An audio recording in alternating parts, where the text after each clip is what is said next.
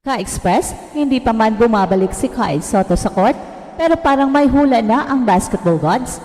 Jackpot daw talaga ang gilas sa pagkakaroon ng isang Kyle Soto. At ngayong mas malinaw na ang direksyon ng NBA, mas nagiging obvious kung bakit ganito na lang ang hype sa kanya.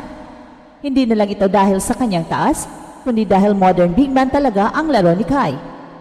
Ang klase ng big man na yan mismo ang hinahanap ngayon ng mga NBA scouts.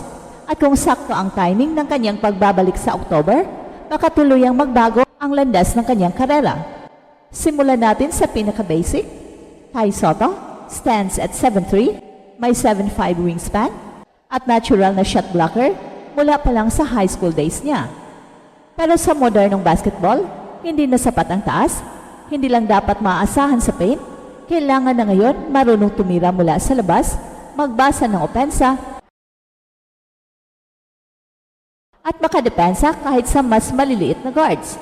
At doon nagsisimula ang kwento kung bakit si Kyle ang sinasabing modern big man ng gilas at ng NBA. Well, hindi ito haka-haka lang. Sa NBA Summer League 2023, Kyle Soto suited up for the Orlando Magic. Binigyan siya ng 13 minutes. Pero sa konting oras na yon, umiscore siya ng 6 points, 4 rebounds, and 3 blocks. Hindi ito explosion, pero yung efficiency at impact sa short time ay pinuri ng mga international scouts.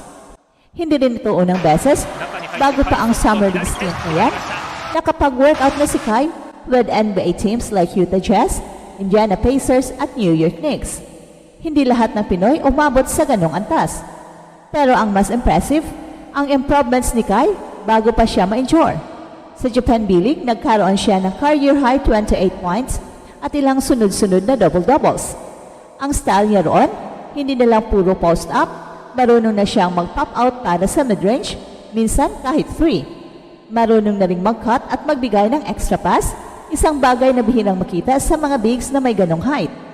Lalo na't under Coach Tim Cone sa gilas, mas nahasa pa siya sa ball movement at off-ball awareness, at hindi mo to nakita kay Kyle noong 2021, iba na ang laro niya ngayon. At dito nagiging malinaw kung bakit jackpot si Kyle para sa gilas. Kasi ang sistema ni Coach Tim ngayon, hindi na tulad ng dati. Hindi na lang basta pasa kay Junmar sa ilalim, hindi na lang ISO play para kay Scottie. Ngayon kailangan ng mga big men na kayang tumulong sa opensa, bigs na may utak, hindi lang katawan. At sino ang may pinakamataas na basketball IQ sa frontcourt natin ngayon? Well, walang iba kundi si Kyle. Lahat ng development niya abroad, mula Australia hanggang Japan, ngayon ay ginagamit na niya para sa bansa. Kaya kung sakaling makabalik si Kyle sa October, eto na ang golden window. Galing siya sa ACL injury? Yes, pero ang mga reports mula sa kampo niya ay positibo. Nakakapag-training na raw siya ng light mobility at target pa rin ang full clearance bago ang year-end. So ibig sabihin, may chance pa rin na masubukan ulit sa Summer League o kaya sa training camp invite. At tandaan natin, marami ngayong NBA teams ang naghahanap ng project center. Mga 7-footer na pwedeng i-develop, may upside at willing dumaan sa G-League parang si Kyle mismo. At bakit kailangan ng NBA ng ganitong klaseng big man? Kasi nagbabago na ang landscape. Wala na masyadong mga traditional center na tulad ni DeAndre Jordan o DeAndre Drummond. Ang uso ngayon ay versatile bigs, sina Chet Holmgren, Evan Mobley, Alperen Sengun, mga bigs na may finesse, may tira at may utak sa pagpasa. Si Kyle kung tutusin ay cut from the same mold. Yes, mas raw pa siya. Pero ang foundation ng laro niya, nandoon na, at ang maganda pa, bata pa si Kyle. Kakapanganak pa lang ng kanyang full potential. Sa gilas context naman, eto ang pagka-modern big man ni Kyle ang talagang jackpot. Imagine this, isang 7'3" na player na kayang magbigay ng bola pabalik sa mga guards, kayang mag-decoy sa weak side, at hindi natatakot na mag-chase block sa fast break. Sa mga recent tune-up games ng gilas, yan mismo ang kulang. Bigs na kayang tumakbo at mag-adapt sa pace ng FIBA. Sina Junmar at AJ, may kanya-kanyang lakas, pero wala sa kanila ang offensive fluidity na meron si Kyle. At kung ready na ulit siya, sa end of 2025, ibang klaseng gilas ang makikita natin. Kaya pag sinabing jackpot si Kyle, Hindi ito dahil sa kanyang pagiging 7-footer. Ang tinutukoy dito ay ang kabuang package, ang paghalo ng taas, talent, vision at pagkadisiplinado para i-upgrade ang sarili niya taon-taon. Hindi man siya napili sa NBA Draft 2022, hindi ito failure. In fact, mas productive pa ang naging path niya abroad. Mas maraming naipakita, mas lumawak ang kanyang skill set. At ngayon kung pagbabasihan ang kanyang trajectory, mas handa na si Kai sa next level. All eyes are watching again, lalo na kapag magpapakita siya ng bago sa kanyang pagbabalik.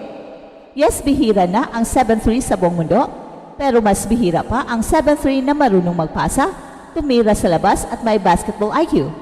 Kaya hindi dapat maliitin ang ganitong klase ng evolution. Si Kai dati ay pinagdududahan kung kakayanin ang physicality sa international basketball, pero ngayon, kahit hindi pa siya bumabalik sa court, may respeto na ang mga scouts sa kanyang utak at maturity. At sa NBA ngayon, yon ang mas mahirap hanapin. Hindi height, kundi decision making. Hindi siya yung tipong nagmamatigas o takot magbago. Pinatunayan ni Kai sa lahat ng liga na nasalihan niya, marunong siyang sumunod sa sistema kahit gaano pa ito ka-complex gaya ng triangle offense ni Coach Tim. Kaya nga habang tumatagal, mas gumagaling siya. Hindi lang siya lumalakas, lumalalim pa ang kanyang laro. At kung may big man kang ganito, hindi mo lang siya player, isa siyang extension ng coach sa loob ng court. Tandaan natin ka-express, maraming NBA players ang hindi agad pumutok. Si Nikola Jokic nga, second round pick lang. Si Kai hindi nasali sa draft noon, pero naglalakad sa daan na mas matibay, with experience, resilience at global exposure. Ang ACL injury, setback lang yan. Pero kung tama ang timing ng kanyang pagbabalik, sakto yan sa shifting ng NBA landscape papor sa modern bigs. Kung may project center kang gaya ni Kai, siguradong may isang team na susugal ulit. Kai is not just chasing his NBA dream, bit-bit niya ang pangalan ng Pilipinas. Hindi ito simpleng hype, ito ay trabaho, sakripisyo at tiwala sa proseso. Kung kaya niyang ibalik ang form niya ngayong taon, we're not just looking at a Gilas future, we might be looking at the first Pinoy homegrown to fully thrive in the NBA system. Jackpot, hindi lang para sa Gilas, jackpot para sa buong bansa. Ka-express, huwag tayong masyadong mabilis mawala ng pag-asa. Kai Soto's development is a slow burn, pero napakalalim ng potential. Hindi lang siya poster boy ng Gilas, siya ang future ng posisyon ng big man sa Pilipinas. At kung may isa tayong pwedeng ipagmalaki sa buong mundo, yon ay si Kai, the modern big man, the Filipino unicorn. At ito ang Express Info na kung saan bawat kwento, ginulat ang mundo. Don't forget to like and subscribe.